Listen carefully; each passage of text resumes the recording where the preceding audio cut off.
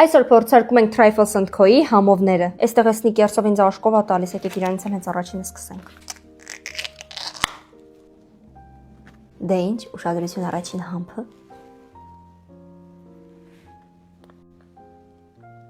Այո։ Ես ա կգնահատեմ 10-ից 10 լիմոն։ Դուք չեք պատկերացնի, թե ինչ համով է։ Հաջորդը եկեք փորձենք Ռաֆայելոն։ Մի հատ մեծ կուսման ենք վերցնում, պրոբեմ։ Ոնց որ Ռաֆայելոյի վաֆլիի տեղը բիսկվիտ լինի։ Ու շատ համով բիսկվիտ։ Ես որ կոկոս չեմ սիրում, սա շատ հավանեցի։ Կգնահատենք 10-ից 10։ Հաջորդ Trifle-ը Oreo-ի համով է։ Պրոբեմ։ Սա բայց կգնահատեմ 10-ից 1 լիմոն։ Snickers-ը դեռ հաղթում է։ Եվ վերջում եկեք փորձարկենք Twix-ի Trifle-ը։ Վաու։ Մի հատ խնդրում եմ էլի։ Պրոբեմ։